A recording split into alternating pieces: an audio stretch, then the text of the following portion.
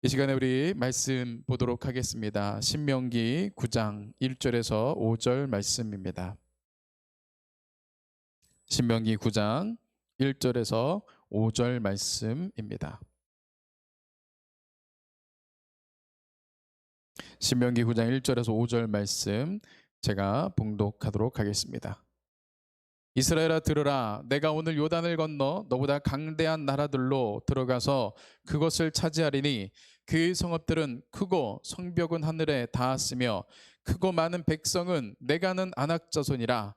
그에 대한 말을 내가 들었나니 이르기를 누가 아낙 자손을 능히 당하려 하거니와 오늘 너는 알라. 내 하나님 여호와께서 맹렬한 불과 같이 내 앞에 나아가 신즉 여호와께서 그들을 멸하사 내 앞에 엎드러지게 하시리니 여호와께서 내게 말씀하신 것 같이 너는 그들을 쫓아내며 속히 멸할 것이라. 내 하나님 여호와께서 그들을 내 앞에서 쫓아내신 후에 내가 심중에 말하기를 내 공의로 말미암아 여호와께서 나를 이 땅으로 인도하여 들여서 그것을 차지하게 하셨다 하지 말라. 이 민족들이 악함으로 말미암아 여호와께서 그들을 내 앞에 쫓아내심이니라. 내가 가서 그 땅을 차지함은 내 공의로 말미암도 아니며 내 마음이 정직함으로 말미암도 아니요 이 민족이 악함으로 말미암아 내 하나님 여호와께서 그들을 내 앞에서 쫓아내심이라. 여호와께서 이같이 하심은 내 조상 아브람과 이삭과 야곱에게 하신 맹세를 이루려 하심이라. 아멘. 오늘 설교의 제목은 중보기도의 능력입니다. 중보기도의 능력. 우리 함께 고백하도록 하겠습니다. 한 성령 안에서 우리는 한 교회입니다. 한 성령 안에서 우리는 한 교회입니다. 아멘. 이 시간에도 각 처소 가운데서 전심으로 주님을 예배하고 있는 우리 성도님들을 예수님의 이름으로 축복합니다. 하나님께서 우리와 함께 하시고 성령께서 우리의 마음 가운데 감화감동 허락하여 주실 줄로 믿습니다. 지난주에 우리 신명기 8장에 있는 말씀을 통해서 우리가 광야를 지나고 나서 우리가 남겨야 할 세 가지에 대해서 말씀을 보았습니다. 우리가 광야를 끝나고 나서 그 광야 끝에서 하나님께서 예비하신 그 축복, 하나님께서 예비하신 그 형통함을 우리가 누리는 것은 그저 당연한 것이고, 그것은 그저 당연한 것일 뿐이고, 우리가 정말로 그 광야를 지나고 나서 남겨야 할, 기억해야 될 세 가지가 정말로 중요한 것이 있다라고 지난주에 말씀을 드렸습니다. 지난주는 첫 번째는 무엇이냐면은 우리가 복을 받는 것보다 더 중요한 것은 그 복을 유지하는 것이 중요하다라는 것이었죠. 하나님께서 우리가 광야 끝에 주님께서 예비하신 우리가 복을 받을 텐데 우리가 준비되지 못해서, 우리의 그릇이 준비되지 못해서, 우리가 어리석어서 하나님께서 주신 그 축복을 놓쳐버린다면 그것만큼 아깝고 그것만큼 어리석은 것이 어디 있겠습니까? 하나님께서 우리에게 주신 그 축복을 우리가 유지하고 그것을 배가시켜서 정말 하나님의 나라를 위하여, 하나님의 그 선교를 위하여 우리가 마음껏 정말로 쓸 수 있고 쓰임받는 것이 얼마나 중요합니까? 그래서 그 광야 가운데서 우리의 마음이 낮아지고 하나님의 말씀을 청종하는 법을 배우는 것, 그것이 우리가 광야를 지나고 나서 남겨야 될 첫 번째 결론이다라는 것이었고요. 두 번째는 무엇이었냐면 복보다 복을 주시는 하나님을 찾으라였죠. 복보다 그 복을 주시는 하나님을 찾으라. 이스라엘 백성들이 광야 가운데서 가나안 땅에 들어가면 자신들의 노력으로 소출을 얻을 때 그들 스스로 착각한다는 것이죠. 내가 열심히 힘쓰고 애써서 이 소출을 얻었다라고 착각을 한다는 거예요. 그런데 광야 가운데서 정말 하나님 만나를 내리시는 하나님, 자신의 노력으로는 어떻게 만나를 내릴 수가 없기 때문에 하늘만 바라보고 하나님만 바라보는 그 훈련이 되어져서 만나가 중요한 게 아니라, 그 소출이 중요한 게 아니라, 내 손에 있는 복이 중요한 것이 아니라 그 복 주시는 하나님을 더욱더 중요하게 여기고 그 하나님을 찾는 법을 배우는 것이 바로 이 광야였다는 것이죠. 그리고 세 번째는 무엇이냐면 이 두 번째 연장선상에서 그래서 우리가 소유보다 존재라는 것이죠. 우리 손에 많은 것을 갖는 것보다, 우리가 존재하시는 그 하나님과 함께하는 것, 그것이 더욱더 중요한 것을 깨닫는 것이 광야의 길이라는 거예요. 광야를 지날 때는 많은 소유가 필요하지 않습니다. 광야를 지날 때는 음과 금이 오히려 나에게는 해가 된다라는 거예요. 오히려 나에게는 짐이 된다라는 거예요. 광야길을 지날 때는 그저 그 길을 잡아줄 수 있는 길잡이가 필요하고, 광야를 지날 때는 그 떼약볕에 정말로 그 힘든 그 몸과 그 말라있는 그 목을 축여줄 수 있는 물이 중요한데, 그 길잡이가 되어주시고 그 물을 주시는 분은 온전히 여호와 하나님이시라는 것이죠. 그래서 가나안 땅에 들어가서도 우리가 복을 받아 많은 것을 소유해도 우리의 심령은 그 광야 가운데서 이미 결론을 내렸다라는 거예요. 내가 소유하는 것보다 더 중요한 것은 하나님의 나와 함께 하시며 존재하시는 그 하나님과 내가 함께하는 것이 더 중요하다라는 그 결론을 이미 우리가 그 광야 가운데서 내리고 나온다라는 것입니다. 우리가 광야를 지나서 이 세 가지의 결론을, 이 세 가지를 반드시 기억해야 한다라고 지난주에 우리가 말씀을, 신명기 8장의 말씀을 통해서 보게 되었습니다. 오늘은 우리가 신명기 9장의 말씀을 통해서 이 중보기도의 능력에 대해서, 놀라운 그 중보기도의 능력에 대해서 좀 말씀을 보도록 하겠습니다. 이 중보기도에 대한 말씀을 준비를 어제 오늘 하면서 저 스스로도 얼마나 정말 중보기도를 많이 했는가를 좀 많이 반성을 해보게 되었습니다. 그래서 우리가 흔히 성도들끼리 전화 통화를 하거나 인사를 하거나 교제한 다음에 우리가 인사치레로 뭐라고 얘기합니까? 기도할게요. 그렇게 얘기를 많이 하죠. 그래서 혹시나 제가 기도하겠습니다 이야기하고 기도하지 않았던 것들이 혹시나 있지는 않았는가 생각을 하면서 어제 오늘 또 저녁에 또 새벽 시간에 중보기도를 좀 하면서 제 스스로를 좀 반성하는 시간을 갖게 되었습니다. 오늘 말씀을 통해서 이 중보기도가 얼마나 중요한가, 또 이 중보기도가 얼마나 나에게 중요한 사역인가를 우리가 깨달을 수 있는 귀한 시간 될 수 있었으면 좋겠습니다. 모세가, 이 신명기서는 모세가 지금 이스라엘 백성들에게 가나안 땅에 들어가기 전에 설교하고 있는 것이라는 것을 이제 우리가 계속해서 기억을 해야 할 텐데요. 이 설교는 단순히 어떤 교훈적인 것, 어떤 메시지만을 주는 것이 아니라 이 예언적인 말씀들도 들어가 있다는 거예요. 아주 지난주의 말씀에도 보면 모세가 가나안 땅에 들어가서 땅을 파본 것도 아닌데 거기에 많은 광물이 있을 것이다, 그 광물을 하나님이 너희들에게 주실 것이다, 아주 그런 예언적인 말씀들을 많이 했다라는 거예요. 오늘 말씀에서도 1, 2절 말씀에 이제 뭐라고 얘기하냐면 한번 말씀을 보도록 하겠습니다. 이스라엘아 들으라, 내가 오늘 요단을 건너 너보다 강대한 나라들로 들어가서 그것을 차지하리니 그 성읍들은 크고 성벽은 하늘에 닿았으며 크고 많은 백성은 내가 아는 아낙 자손이라. 그에 대한 말을 내가 들었나니 이르기를 누가 아낙 자손을 능히 당하려 하거니와. 모세가 정말 자신 있게 예언하기를 너희들은 저 가나안 땅을 가서 정복할 것이다 라고 이제 선포를 합니다. 그런데 그들이 그 정복하는 가나안 땅은 어떠한 땅이냐면은 정말로 그 장대한 크고 견고한 성벽이 있는 땅이에요. 거기에는 정말로 강대한 아낙 자손이 사는 땅이에요. 이스라엘 백성들하고는 비교했을 때 정말로 크고 강한 곳이 바로 가나안 땅이었다라는 거예요. 그러나 하나님께서 그들을 어떻게 하시겠다라고 약속을 하셨는가?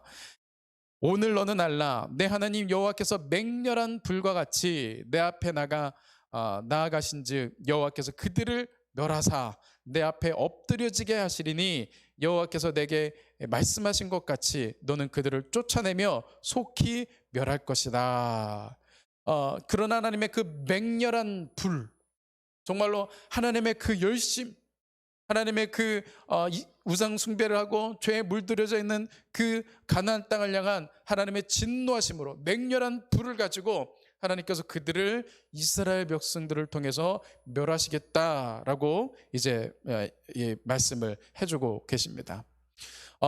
그런데 굉장히 이제 반드시 짚고 넘어가야 할 이 문제가 있다라는 것이죠. 그렇게 이제 가나안 땅을 정복하고 나서 이스라엘 백성들 가운데 쑥 하고 또 이제 교만한 마음들이 들겠죠. 야, 우리가 가나안 땅을 정복했어. 참 우리가 하나님 앞에 뭔가 자격이 있기 때문에, 하나님께서 우리가 뭔가 하나님 앞에 잘한 것이 있기 때문에 하나님께서 우리에게 이렇게 은혜를 주신 거야 라고 착각할 수 있다는 거예요. 그래서 모세가 그럴 것 같아서 이스라엘 백성들에게 미리 이 말씀을 해주고 있습니다. 내가 가서 그 땅을 차지하면 내 공의로 말미암도 아니요 내 마음이 정직함으로 말미암도 아니요 이 민족들이 악함으로 말미암아 내 하나님 여호와께서 그들을 내 앞에서 쫓아내심이라. 하나님께서 이 가나안 땅을 쫓아내시는 데는 이스라엘 백성들이 어떤 그런 자격이 있고, 이스라엘 백성들이 그런 자격을 얻을 만한 어떤 공로가 있기 때문에 하나님께서 가나안 땅에 있는 주민들을 쫓아내신 것이 아니라는 것이에요. 단지 이 가나안 땅이 하나님 앞에서 악했기 때문에, 그들이 정말 하나님 앞에서 큰 우상 숭배와 죄로 물들여져 있었기 때문에 하나님께서 그저 이스라엘을 사용하셔서, 이스라엘은 자격도 없고 아무런 공로도 없지만 하나님께서 이스라엘을 사용하셔서 죄된 그 가나안 땅을 심판하신 것이다라는 것입니다. 그런데 또 여기까지만 모세가 이야기를 했으면 그런대로 이제 이스라엘 백성들도 아멘하고 또 이제 이렇게 갔을 텐데, 이 모세가 이것을 넘어서 어떻게 보면 조금 듣는 사람의 입장에서는 독설과도 같은 또 이야기를 하는 것입니다. 어떤 이야기를 하는가? 이제 이런 말씀을 합니다. 그러므로 내가 알 것은 내 하나님 여호와께서 내게 이 아름다운 땅을 기업으로 주신 것이 내 공의로 말미암이 아니니라. 너는 목이 곧은 백성이니라.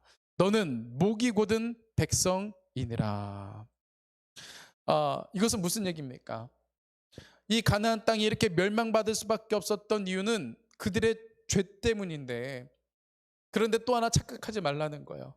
너희들의 공의와 너희들의 자격이 있어서 너희를 통해서 이렇게 멸절시키신 것도 아닌 거는 당연하거니와, 또 너희들이 착각하지 말 것은 이 가나안 땅이 그들의 죄 때문에 멸망받지만 그렇다고 해서 너희들이 가나안 백성들보다 낫다라고 착각하지 말라는 것이죠.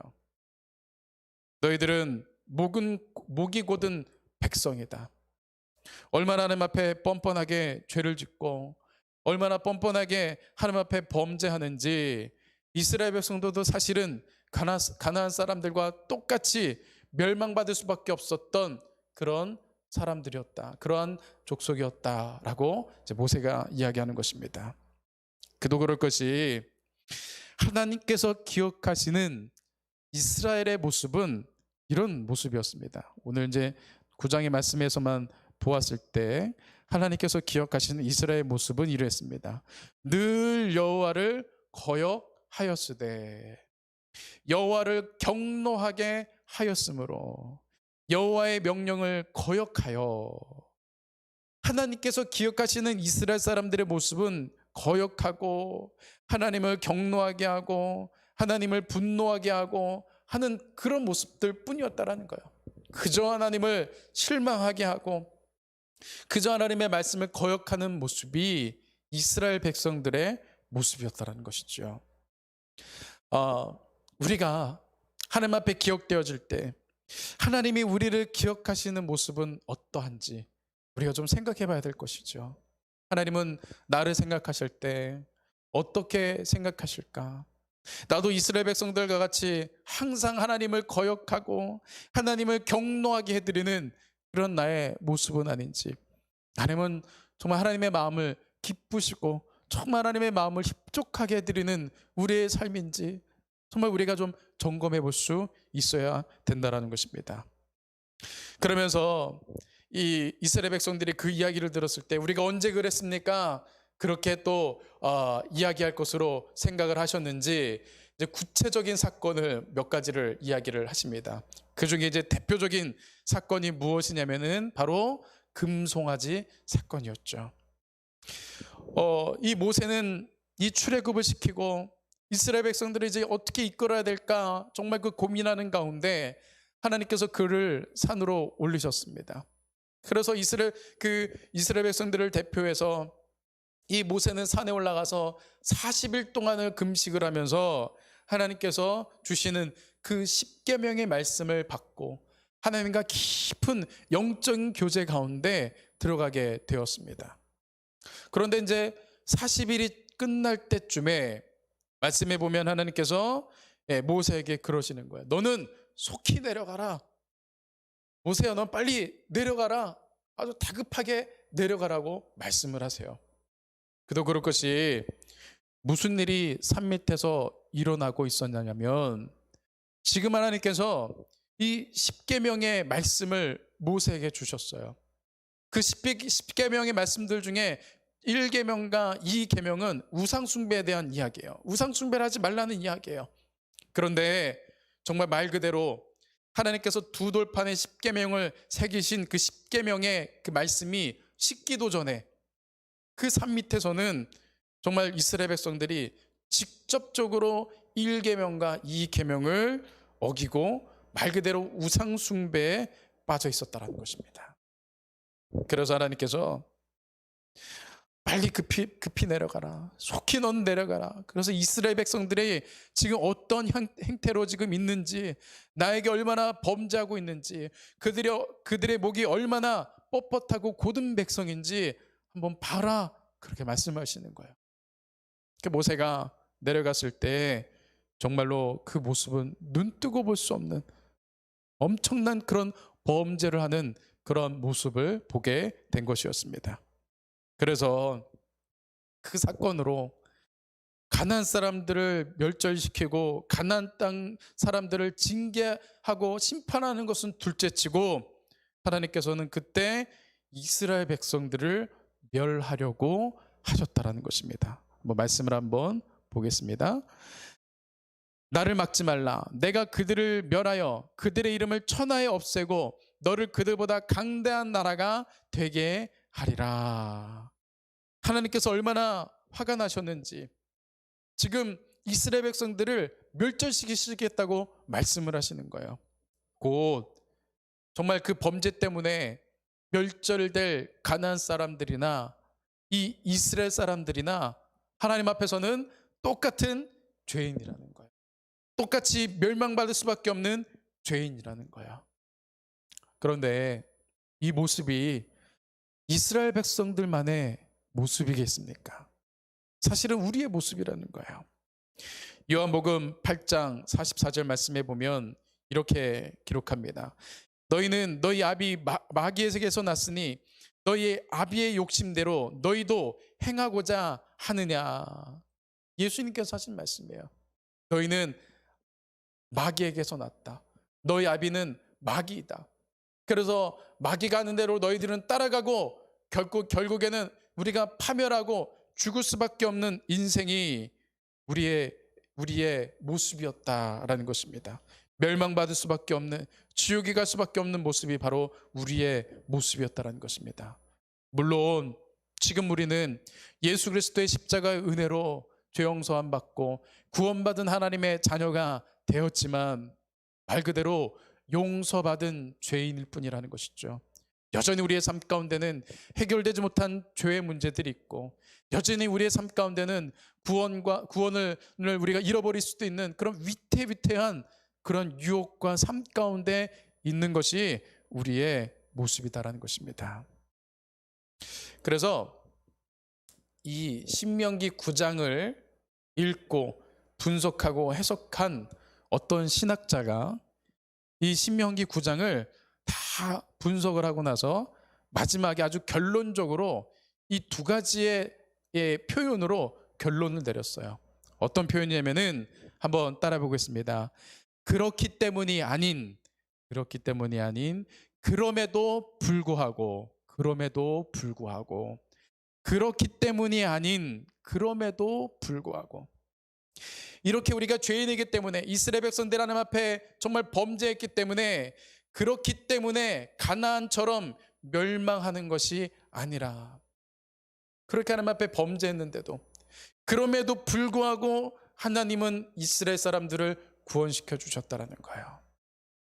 이 신명기 9장에 이 모세가 적나라하게 이스라엘의 죄를 들춰내면서 한 이 설교문을 보고 어떤 신학자가 결론을 내리기를, 그렇기 때문에 이스라엘 백성들은 멸망받는 것이 마땅함에도 불구하고 하나님은 그럼에도 불구하고 이스라엘 백성들을 구원시켜 주셨다라고 결론을 맺어요.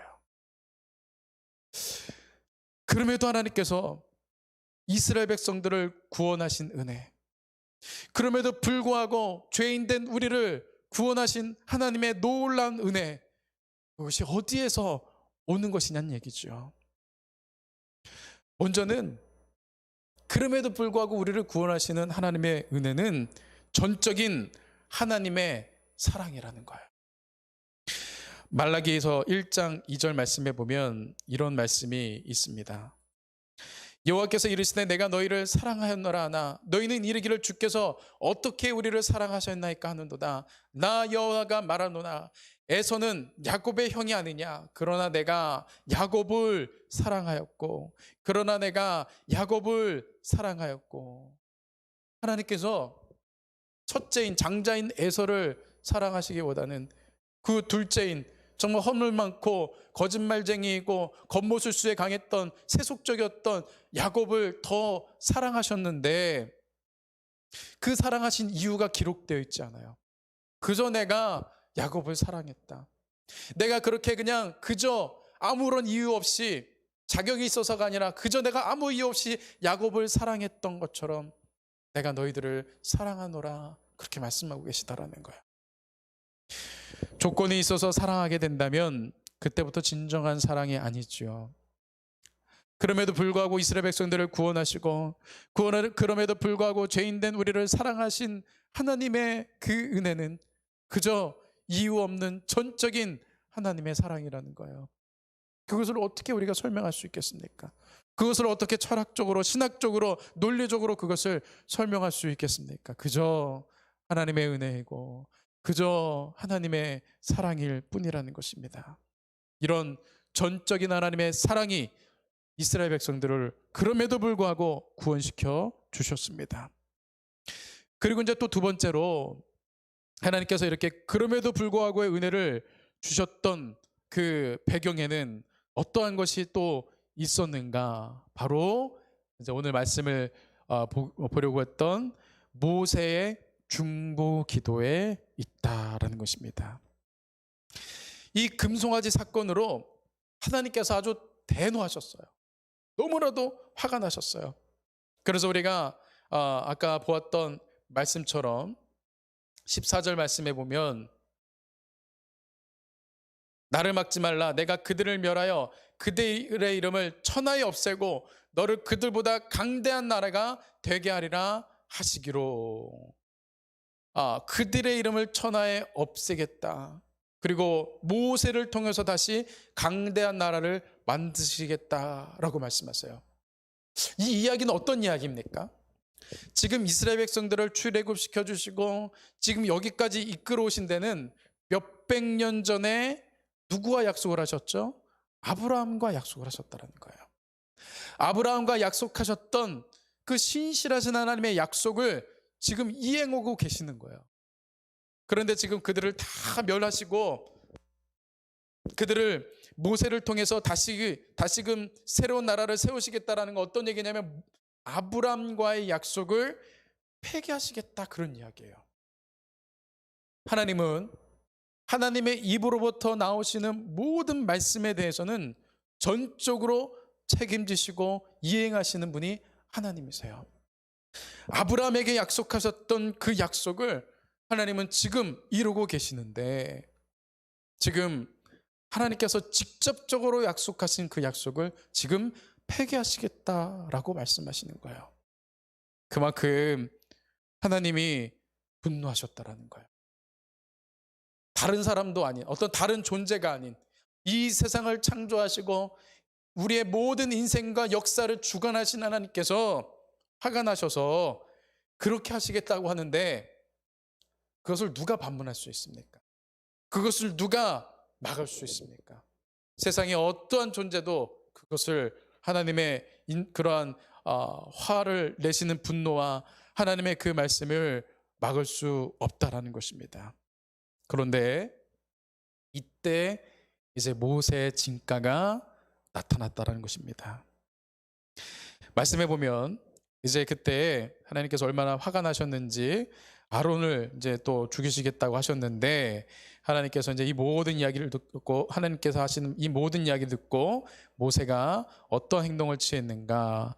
여호와께서 또 아론에게 진노하사 그를 멸하려 하셨으므로 내가 그때도 아론을 위하여 기도하고, 그때 여호와께서 너희를 멸하겠다 하셨으므로 내가 여전히 40주 40야를 여호와 앞에 엎드리고 여호와께 간구하여 이르되. 하나님께서 이스라엘 백성들을 멸하시겠다고 하시고 하나님께서 아론을 죽이시겠다고 하셨던 그때 그 말을 듣자마자 이 모세는 하나님 앞에 중보 기도를 하기 시작을 합니다. 그래서 이 말씀으로 추론해 보건대 모세는 총 3번의 40일 금식 기도를 연이어서 했다라는 것을 알 수가 있죠. 십계명을 받기 위해서 산에 올라가서 40일 금식 기도를 하고, 또 밑에 내려왔는데 이스라엘 백성들이 그렇게 큰 사고를 치고 나서 하나님의 마음을 달래드리고 그 마음을 드리려고 40일 동안을 또 금식 기도를 하는 거예요. 그리고 하나님께서 그 모든 문제들을 다 이제 마무리하셨을 때 두 번째 또 십계명을 받기 위해서 산에 올라가서 40일 동안 또 금식 기도를 한 거예요. 지금 이 모세는 3번의 40일 그 금식 기도를 연거푸하면서 하나님 앞에 정말 그 생명을 걸고 중보 기도를 했다라는 것입니다. 아마도 하나님께서 모세를 부르시고 모세가 많은 일들을 했지만 하나님께서 모세가 했던 일들 중에서 가장 기뻐하셨던 순간이 이 순간이 아닐까 생각을 해보게 됩니다. 정말로 모세의 진가가 나타난 순간이 바로 이 중보 기도를 했던 순간이 아닌가 싶습니다. 물론 모세가 출애굽을 시키기도 하고 홍해를 갈리기도 하고 바위에서 정말 물이 나가기도 하고 했었던 많은 그런 기적들을 행하기도 했지만, 정말로 모세가 그렇게 위대한 모세일 수 있었던 이유는 바로 중보자 모세였기 때문이었을 것으로 생각을 해볼 수 있습니다. 결국 하나님께서 이 모세의 그 애끓는 그 심정으로 하나님 앞에 중보기도하는 그 기도를 들으셔서 하나님께서 그 진노를 돌리시죠. 우리가 이런 모세가 하나님 앞에 정말 그렇게 애끓는 심정으로 중보기도하는 그 모습을 통해서 우리가 기억할 수 있는 분이 있어요. 우리가 정말로 생각할 수 있는 분이 있어요. 누굽니까? 바로 예수 그리스도 그분이시라는 거예요. 얼마 전에 어떤 성도님과 함께 잠깐 대화를 하다가 이제 그 성도님 집에 오랫동안 함께했던 반려묘, 이제 애완용 그 이제 고양이가 있는 거예요. 그런데 이제 그 고양이가 이제 오래도록 살았기 때문에 이제 좀 수명이 이제 거의 다 한 것이죠. 그래서 이제 언제 이 수명이 다할지 모르는 그런 상황 가운데서 어느 날은 이 고양이가 정말로 힘이 없더라는 것이죠. 그래서 오늘이 마지막일 수도 있겠다 해서 이 성도님이 이 고양이가 자신이 없을 때, 자신이 잠들었을 때 죽으면 너무 마음이 아플 것 같아서 계속해서 그 고양이를 이렇게 돌봤다라는 거예요. 그러면서 하나님께서 부어주신 마음이 있는데, 정말 우리를 위해서 정말로 계속해서 눈동자같이 우리를 지키시고 우리를 위해서 기도하시고 우리를 돌보시는 그 예수 그리스도, 예수님의 그 마음이 느껴졌다라는 그런 귀한 고백과 간증을 듣게 되었습니다. 정말로 그러하다라는 것이죠. 말씀해 보면 이렇게 말씀하십니다.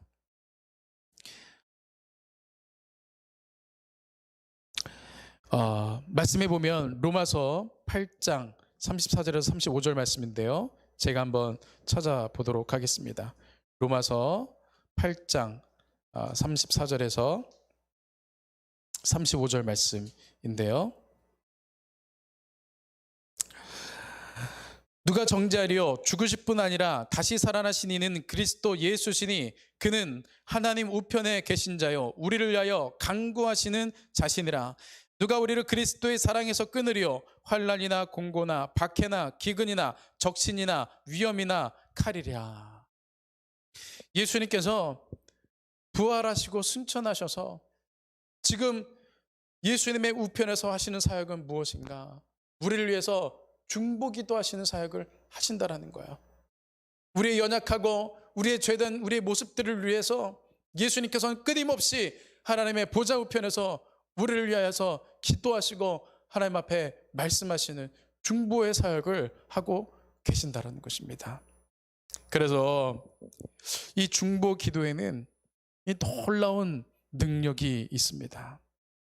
하나님께서는 우리가 하나님 앞에 기도하는 모든 기도 가운데 응답하시죠. 그런데 특별히 성경에 직접적으로 나온 것은 아니지만 이 성경의 전반적인 내용들과 또 우리의 경험을 통해서 우리가 알 수 있는 것은 하나님께서는 우리가 누군가를 위해서 중보기도하는 것을 더욱 기뻐하시고 그 기도 가운데 응답하시는 하나님이시라는 거예요. 어떠한 기도보다도 우리가 중보기도하는 그 기도 가운데 응답하시는 하나님이시라는 것입니다. 하나님은 중보기도를 너무나도 기뻐하십니다. 우리가 우리 자신을 위해서 기도할 때에 물론 우리가 순전함으로 하나님이 주신 마음, 소망을 가지고 소원을 가지고 기도할 때도 있지만 우리를 위해서 기도할 때는 어느 때는 좀 이기적인 마음도 들어갈 때가 있죠. 그런데 우리가 다른 사람을 위해서 뭔가 나라와 민족을 위해서 누군가를 위해서 중보기도 할 수 있다라는 것은 거긴 이기적인 마음이 있을 수가 없죠. 정말로 순수한 사랑이 동기가 될 때만 우리가 중보기도 할 수 있다라는 거예요. 그렇기 때문에 하나님께서는 우리가 정말 그 사랑의 동기를 가지고 중보기도하는 그 중보기도를 하나님은 너무나도 기뻐하시고 그 기도 가운데 응답하기를 원하시는 것이 하나님의 마음이시다라는 것입니다.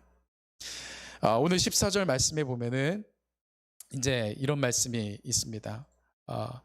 14절 말씀에 나를 막지 말라. 내가 그들을 멸하여 그들의 이름을 천하에 없애고 너를 그들보다 강대한 나라가 되게 하리라 하시기로. 나를 막지 말라.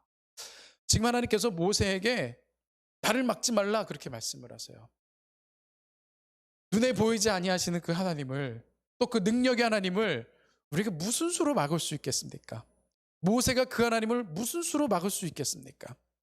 그런데 하나님께서는 지금 모세에게 나를 막지 말라 그렇게 얘기하세요. 곧 지금 모세가 하나님의 그 진노하셔서 정말 하시려고 하시는 그 일에 대해서 지금 막고 있다라는 거예요. 그럼 나를 막지 말라. 도대체 어떻게 하나님을 막았단 말인가? 그래서 이 본문에 대해서 어떤 번역본에서는 이렇게 직역해서 해석을 합니다. 나를 막지 말라를 기도하지 말라. 그렇게도 번역을 한다라는 거예요. 모세가 지금 분노하셔서 이스라엘 백성들을 멸하시려고 하시는 그 하나님 앞에서 이스라엘 백성들을 위해서 중보기도하는 그 모습을 보고 하나님께서 나를 막지 말라, 나를 더 이상 기도하지 말아라, 중보기도하지 말아라 그렇게 말씀하셨다라는 거예요. 그만큼 하나님께서는 우리가 주님 앞에 중보기도하는 그 기도에 대해서 굉장히 중요하게 여기시고 굉장히 무게감 있게 여기시는 것이 우리가 하나님 앞에 중보기도하는 것이라는 것입니다. 이런 차원에서 볼 때 모든 기도도 귀하고 모든 기도도 능력 있는 기도지만 어떠한 기도보다 하나님 앞에 정말 능력 있고 강력한 기도는 뭔가? 우리가 사랑의 동기가 돼서 하는 중보 기도다라는 것입니다. 위대한 하나님의 사람들은 하나같이 중보 기도의 사람들이었습니다. 시간이 없기 때문에 우리 한 사람의 말씀만 보겠는데요. 모세도 그러했지만 신약의 대표적인 인물이었던 사도 바울도 중보 기도의 사람이었습니다. 그러므로 내가 첫째로 권하노니 모든 사람을 위하여 간구와 기도와 도구와 감사를 하되 임금들과 높은 지위에 있는 모든 사람을 위하여 하라. 지금 이 사도 바울은 이 정말 중보기도의 사람이었어요.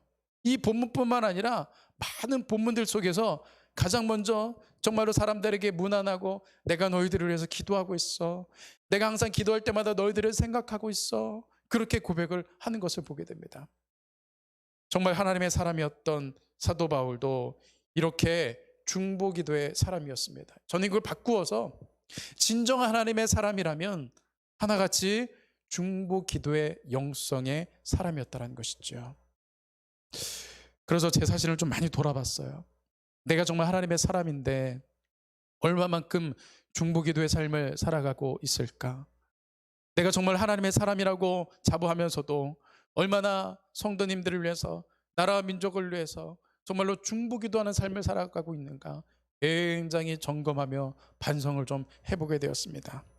예수님께서 현재 하시는 사역도 예수님 하나님 우편에서 이렇게 중보하는 사역을 하고 계심을 우리가 기억해야 될 것입니다. 그러므로입니다. 그러므로 우리도 중보 기도자가 되어야 한다는 것이죠. 이스라엘 백성들이 가나안 땅을 정복을 했을 때 모든 지파들에게는 이 땅을 분배를 해줬어요. 근데 유일하게 레위 지파에게는 땅을 분배를 해주지 않았습니다. 그 대신 가나안 땅이 흩어져 있는 이스라엘 사람들의 48개의 주요 성읍에 이 레위 사람들을 뿔뿔이 흩어서 보냈어요. 그래서 그들이 그 48개 성읍에서 했던 일은 무엇이냐면은 중보자의 역할, 곧 제사장의 역할을 했다라는 것입니다. 중보자의 역할은 무엇인가? 제사장의 역할은 무엇인가?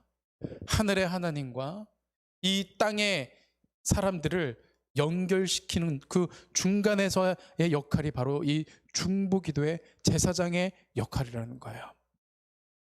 그러나 하나님께서 그래서 이 제사장들이 이 유대인 이 레위 사람들이 이 중보자의 역할을 잘 감당할 때는 이스라엘이 하나님 앞에서 복을 받고 살아났지만 그들이 그 중보자로서의 역할을 제대로 감당하지 못할 때마다 이스라엘 백성들은 타락을 하고 정말로 하나님 앞에 범죄할 수밖에 없었다는 것입니다. 오늘날 하나님께서는 우리를 왕같은 제사장으로 이 죄된 세상 가운데 우리를 불러주셨습니다. 왕같은 제사장으로서 세상을 위해서 중보기도 하라고, 나라와 민족을 위해서 중보기도 하라고, 정말로 세계 선교를 위해서 중보기도 하라고, 이스라엘을 위해서 중보기도 하라고, 우리 교우들을 위해서 중보기도 하라고 하나님께서 이 땅에 우리를 보내주셨습니다. 우리에게 정말로 중요한 사명이 이 중보기도의 사명임을 우리가 깨달아서 바울이 말했던 것과 같이 보면 임금들과 높은 지위에 있는 모든 사람들을 위하여 하라. 특별히 이 나라와 민족의 위정자들을 위하여, 또 이 민족의 교회를 위하여, 정말 세계 세계에 흩어져 있는 선교사들을 위하여, 또 우리가 몸된 우리가 예배하고 있는 이 교회를 위하여, 성도들을 위하여 우리가 기도할 수 있는, 중보할 수 있는 귀한 우리 성도님들의 삶이 될 수 있기를 바랍니다.